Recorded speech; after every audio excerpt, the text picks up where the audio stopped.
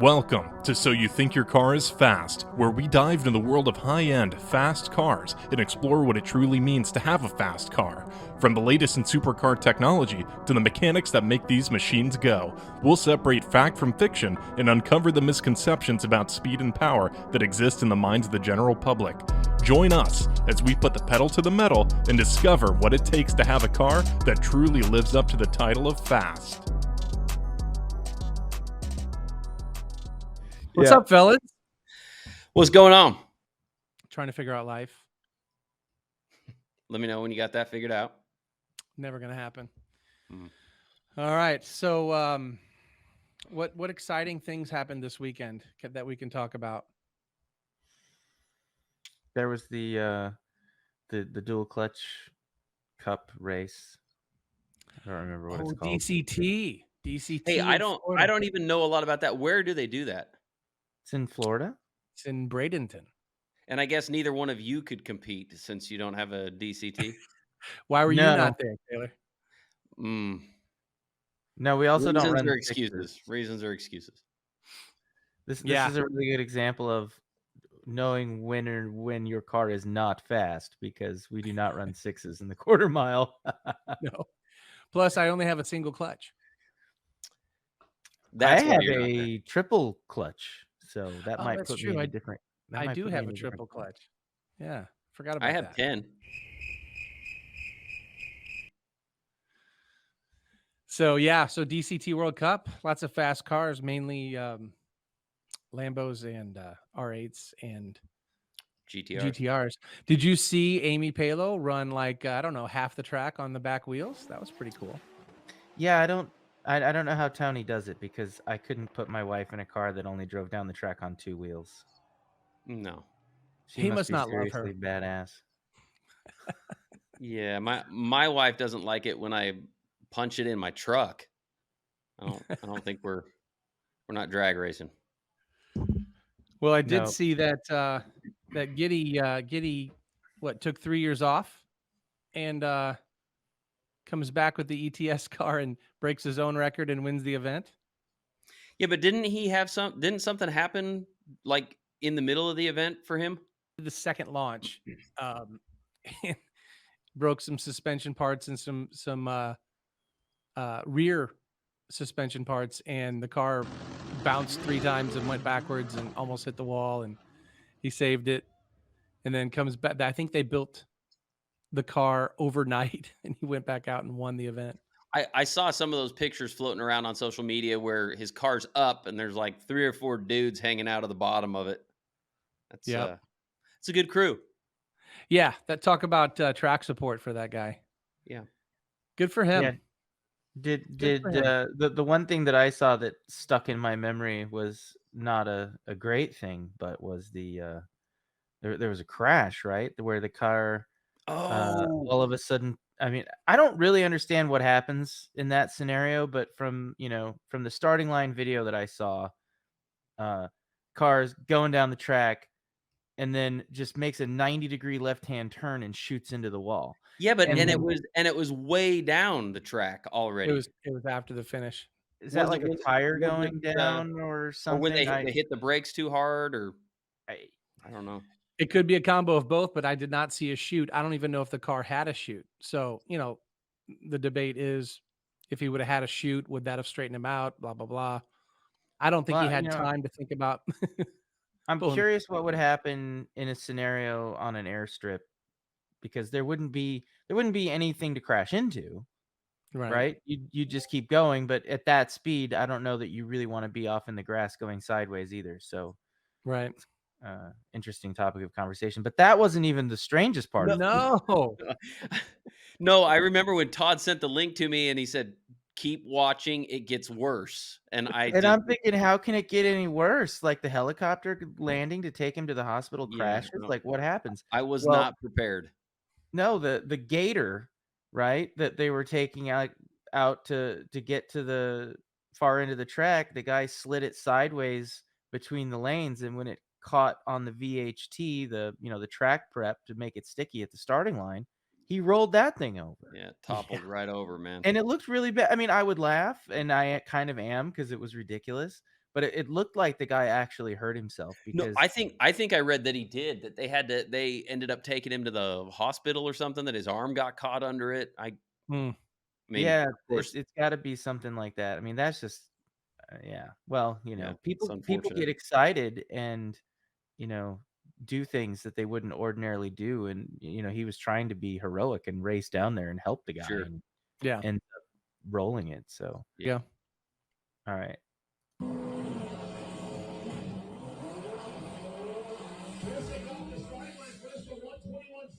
See, I mean, Two it looks R8. like it's going great right now. Yeah.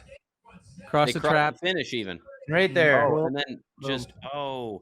this is a clearer video of the first one I saw, so I Yeah. But So wait, there's right more. here, he just makes a serious left-hand turn. yeah. Oh, and then there's that. Right there. See how the car angles Yeah, right there? I don't know. Maybe something broke. I don't. Yeah, I have no idea how that. Yeah, something broke. Tire completely failed, and this, I guess it would mean it would be the front left tire or the rear left tire that probably the front left that Hmm. I mean, that went. that's a pretty impressive sharp turn that it made there. So I've seen cars do that on runways before when there's a little bit sketchiness and traction and somebody hits the brakes really hard, they do tend to just go around like that. So, I mean, I guess that could be what it is. That's But why that I want a parachute for my car, because if you start going around, pull that chute and it'll straighten you back out. But yeah, here's Yeah. here's the rest of it. This is the crazy part. 82 miles an hour left side, 781 on the right side, and a lot of smoke.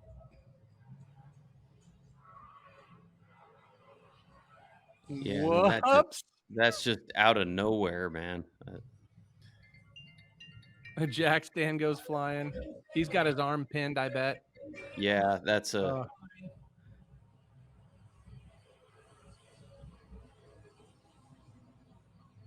mm. He just hit that track prep. Yeah, and didn't just quite count on how sticky it was. mhm.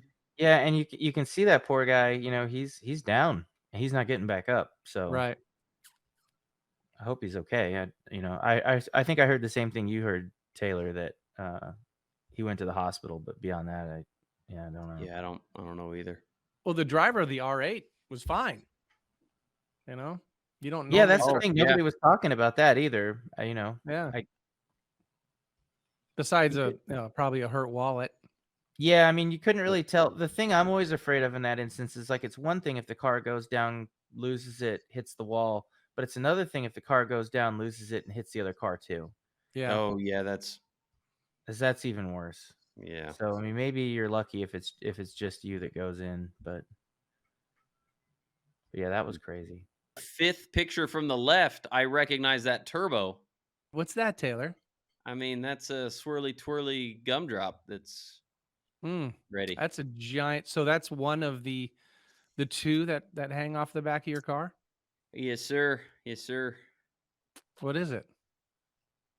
It's a turbo. Yeah, and it's how big is it? What kind of I power believe does it I make? mean, it's a it's a little Zona bit bigger rotor. than a monster can. It's bigger than a monster. Yeah, it's a Zona rotor turbo and an X4C compressor cover is what I Yeah, see. that's what makes it look so big, man. It's the crazy thing is I showed that picture to my wife. She goes, "Oh, it's so tiny," and I was like, "Wait, what?" But not in my world. That's a big. Yeah. Yeah. So then I It's pretty started trying to then I texted my buddy that has some OEM VTG turbos off of his 9972, and I was like, "Hey, could you do me a favor and snap a picture of your stock turbos next to a monster can so I can compare the two?" And No. did you He get it? didn't do it. I mean, I can't like. He's like, "Well, I got them in my garage." I was like, "Well, just sometime." But I did have a picture of some BMW turbos from an N54 sitting next to a regular size soda can, and those look like little tiny dwarfs compared to that one. So, little size comparison. Yeah, I mean, that's a pretty good sized turbo. Yeah. And you went from the X3C cover on your turbo to the X4C cover on your Yeah. turbo. Yep. Don't know what that's gonna do to the seat of the pants dyno, but Yeah, I don't know that we'll really be able to tell. But what is good for that is that the essentially the inlet of the compressor is larger, right? So it's effectively exposing like a larger, uh, you know, opening for the air filter to fit over, so it can breathe better. And you've got such a large compressor wheel in there. Apparently, we're not disclosing which one. Uh, I don't but know. I've always advertised everything about it, and then it seems like when I did these turbos, somebody said to me, they're like, "Oh, don't say anything," and I was like, "Oh, okay." So then I've just kind of I've had people ask. I'll be like, "Well, yeah, it's a Zona turbo." yeah, I mean it's a Zona turbo. It uses the big compressor cover. I guess that's all we're gonna tell everybody for now. I guess. I guess. We're being like that, huh? Yeah. Um, so it'll flow a little bit better in there, and that's the thing that we have a lot of trouble with in the 911s because the engine's in the back. We talked about it before. It helps that the engine's behind the rear wheels, so puts a lot of weight on the back. So once we get going, we get really good traction. And of course, with the turbo engine, it kind of power comes in gradually over a certain maybe a second or so as the turbos are coming up. It's not like a big V8 normally aspirated engine where there's a big shock of torque which can break the wheels loose. So comes in nice and smooth, car squats, goes. And but because the engines are in the back, we have a lot of trouble with getting air into them. It's not like we can, like the Corvette guys, they just poke the turbos right out of the hood of the car, and boom, they've got Mhm. this nice big, relatively clean because it's going over the hood, source of air.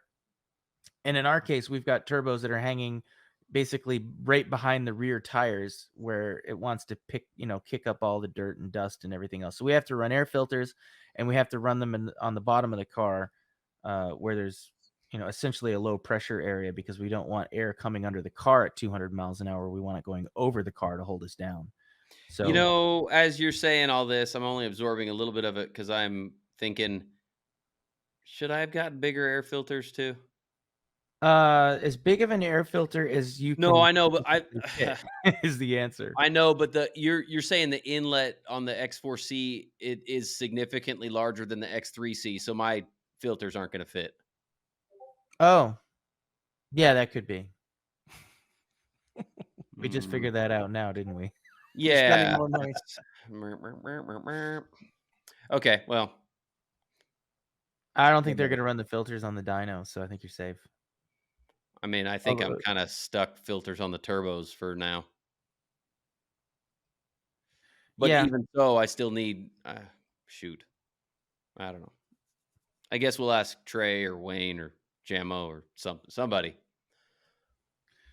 yeah, we need to come up with a better solution to that, then if you look at the way the turbos are mounted in a 992 911 turbo, they changed everything, and instead of the, side scoops, the rather iconic side scoops feeding intercooler air, that's actually where turbocharger air comes in. And, Mm. I thought about doing that with my car, but I was running air-to-air intercoolers at the time, and basically you'd have to go ahead and build headers, intercoolers, exhaust, everything all together in one shot But to yours is try. kind of like that now, though, right? Because your filters are on top of your intercoolers. Yes, that is true, but I mean, it's not a forced air situation, but yeah, I mean, if I had the turbos mounted kind of in the factory intercooler location, I'd probably be able to run them. At least I'd try to run them without filters. mm, But there's some interesting aero effects that happen because if we look at our data logs with the air intercoolers, like all three of our cars, roughly around 150 miles an hour, just intake temps went from being relatively nice to going north of 200 Fahrenheit as you got over 200 miles an hour.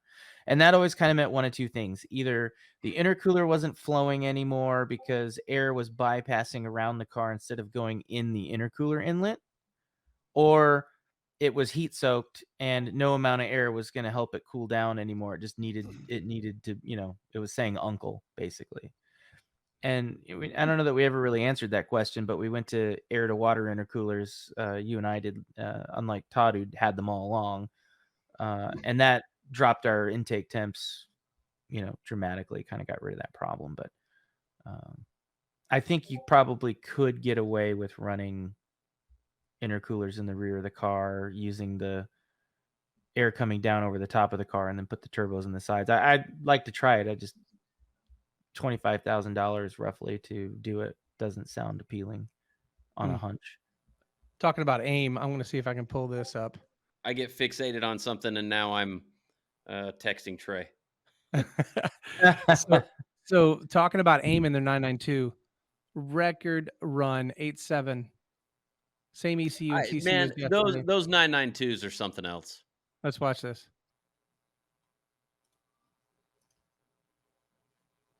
Yeah, look at that 60 foot, 1.42 seconds. I mean, the 0 to 60 people are going to be impressed with that.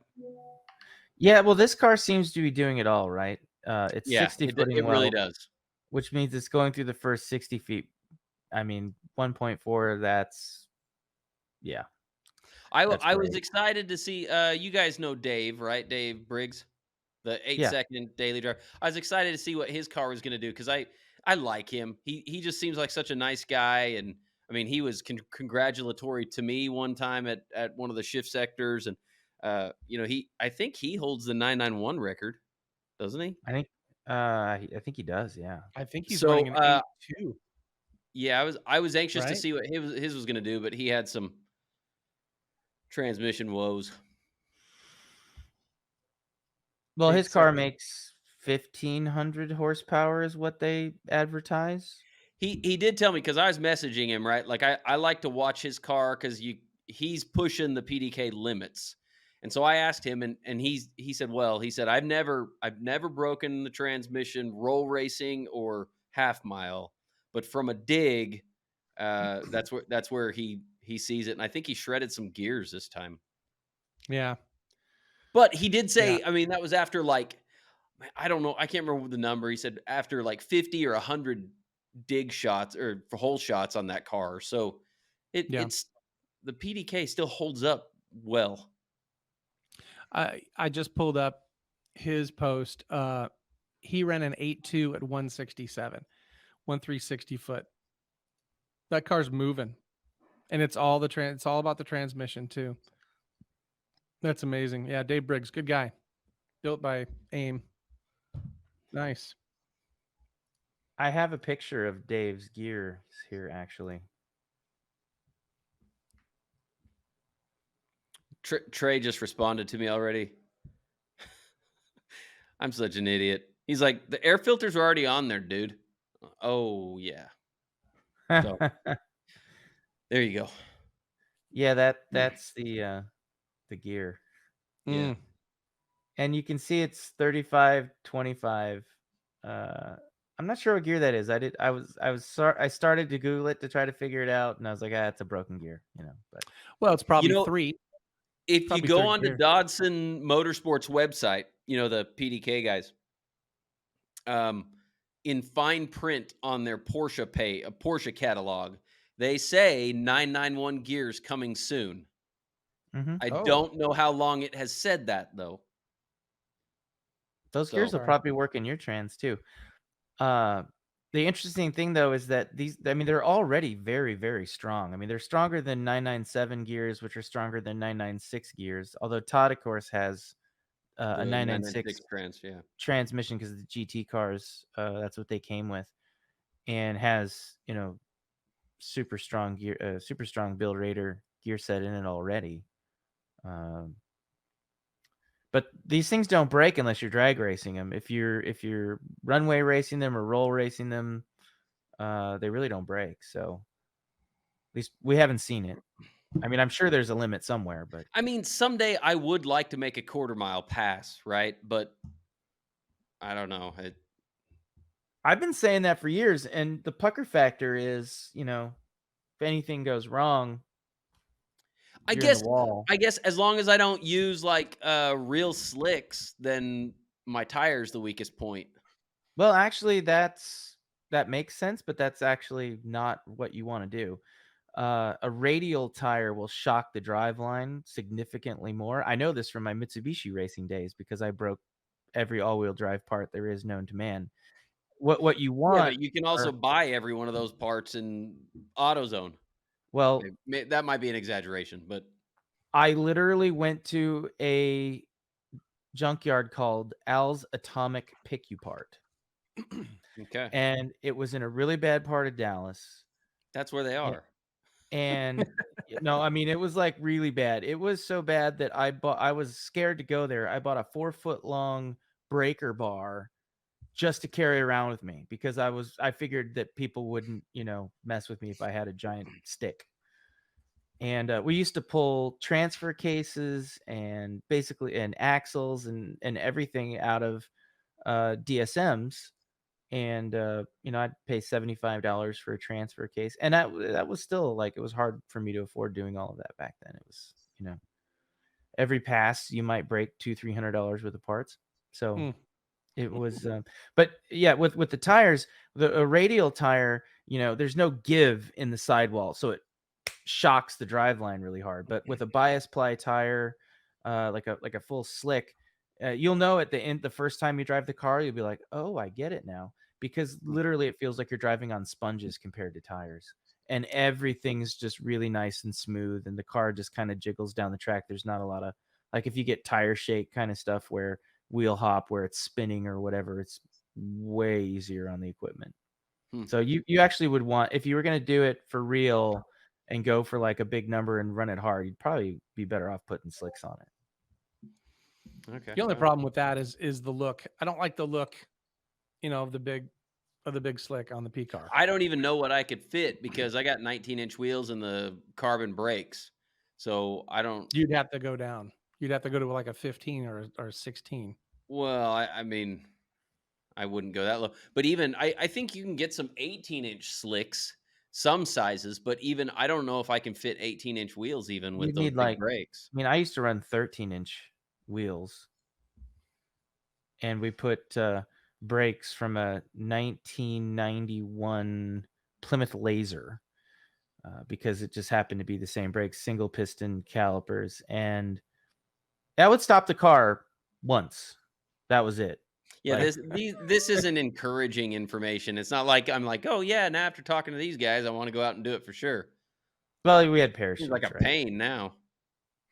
Well, none of us are doing any drag racing, so we're all on. I mean, I'm on a. Are we on different tires? I'm on the Nitto 555R2 rears. Yeah, I would because I'm like to rear-wheel be on the drive. Nitto, but I have to have a matching front and Mm. rear tire with all-wheel drive, so that dramatically reduces the options. Does that limit you to the 888R?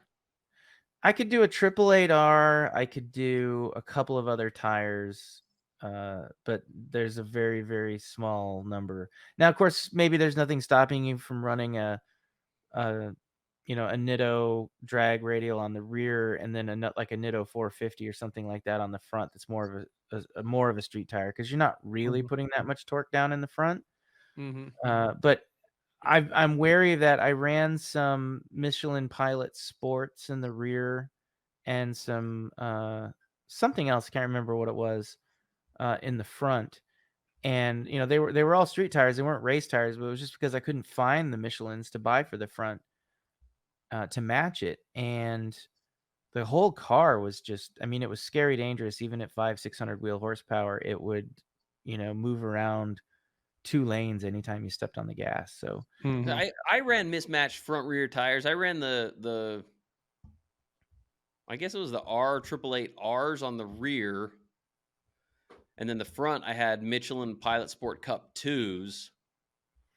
And I never experienced any, although this was just when my car was, a full bolt on and meth. So I didn't experience any of that stuff. But I'll tell you what, the way that Steve has my car set up now, I can't even, it is so confidence inspiring when I make a half-mile pass. It's unreal. yeah, So well, I Steve don't had know if some tires Steve have a magic. lot there, but it's I mean, it feels good.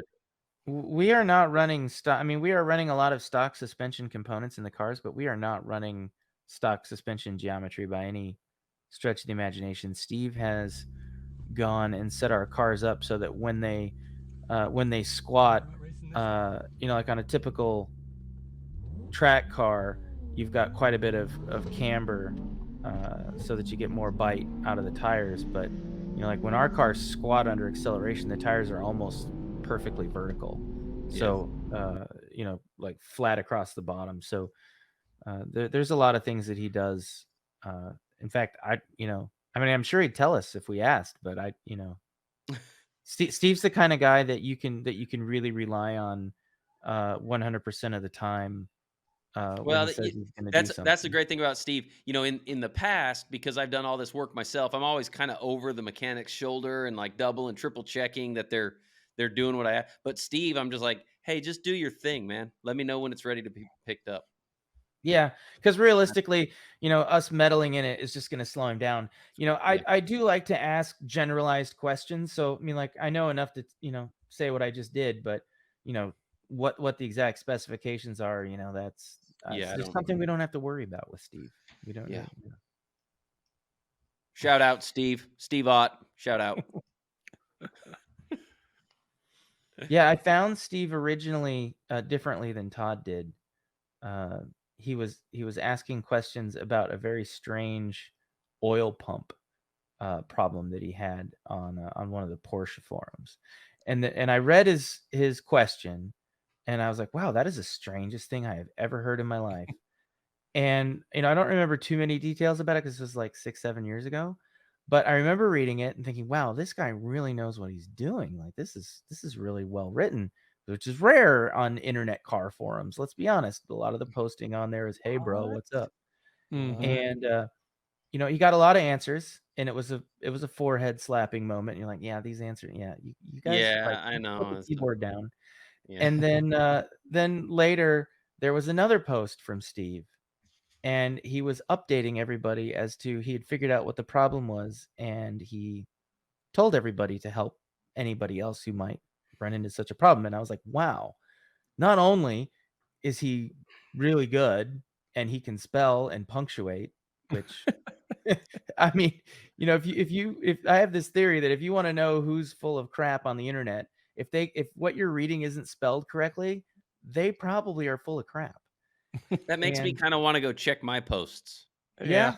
Well, I had to go install the Grammarly extension for my browser to save me from that. Yeah. But then he came back and told everybody about it later. And so like that follow up, I was just like, wow, this guy I don't know, stood out to me because you don't see that very often. And then when his name got floated, when my engine was getting put back together as a place to go, I was like, yeah, you know what? I know who that guy is. I'm going to call that guy. And it was the best decision I ever made. Well, that's how I found him too. Is through not two, I guess, through you. I mean, yeah, that was a recommendation I got from you. Yeah, and Todd was already there. Yeah. My story, Steve, when I first saw him, I thought he was the coolest cat because at the time he was working for Driver Source, which he still is. And of course, at Driver Source, there's a plethora of cool cars. And he literally had his choice of anything he wanted to drive. He would drive. And so he was in a blue 996 GT2, which happened to be Jerry Seinfeld's at one point. So he's in that car, and we're going to Hennessy's to do a 6130 event that Peter Block had put on. And he and Ben Moores were out there, and Ben was in the silver car. I was in my gray tip, and Steve was in this blue car, and we stopped, and we would cruise out to the track on I-10, get to the track, and he was just a real. First of all, he's a really great driver, and he was getting better times out of a stock GT2 than I was out of a modified tip. And so I had my car was already modified by Tommy Bond, good old Autobahn Motorsports, the Super King, right? Yeah, the Super guys. Yeah. So Tommy had done my turbos, in a tune in a basic, setup for the tip. and ran that for a while. But yeah, met Steve, and then not long after that, he was doing all the work on the Porsche, because he was more of a Porsche guy than Tommy was. Tommy's a fantastic, tech, and he's a genius in the super world, and he knows his stuff. But yeah, that was my run-in with Steve, and then man, that was probably 14 years ago. Well, I was telling Amber from Force Performance about Steve, and she went back into her photo archive and found a photo of him. Speaking of him driving cool cars, he was driving. Was it a Bugatti that he was driving? Yeah, is that the picture when that he was my he looked photo. like a baby? Yeah. No, that was the photo I posted. He and Paulie Walnuts were talking, but yeah, he was in the EB110, Paulie, right? Blue one. What's Paulie? Have you heard from Paulie in the last? He's kind of faded off. He still has the yellow GT2, I'm sure, but he's slowed down quite a bit. I met up with him. Well, this is a long time ago when I had my 996, when I was getting ready to do a clutch job, and I was trying to decide if I was going to do the GT2 hydraulic conversion or not. And I happened to be in Houston that weekend, and he's like, "Hey, just come by my house, and I'll let you, see what the pedal feels like." So I went and met him, and oh wow, good guy. Yeah, he's a really good guy too. I mean, everybody that we've grown up in Porsches has been really great, and he still has that car too. The Porsche community is one of my favorite communities. I mean, I've had a lot of different cars, and I'm in some other communities and stuff, but I don't know. Ironically, maybe it is, maybe it isn't. The Porsche guys seem like the most down to earth, cool guys than a lot of other groups that are, I don't know, trying to prove something. Probably definitely better than the Viper guys, right? I don't know. I don't know about the Viper guys. I hear about them. Well, yes, they talk a lot. We know that. That being okay, so speaking of reader listener questions, we've got this one from the Mean Z, and says how the Dodge Viper is a superior to literally any other method of transportation. So this is what you get out of Viper guys. I saw that go through on, I think it was on Instagram. How about it's not? Next question. Well, it is one of the only cars that you could literally take the engine out of it and put it into the truck that you needed to tow yourself home.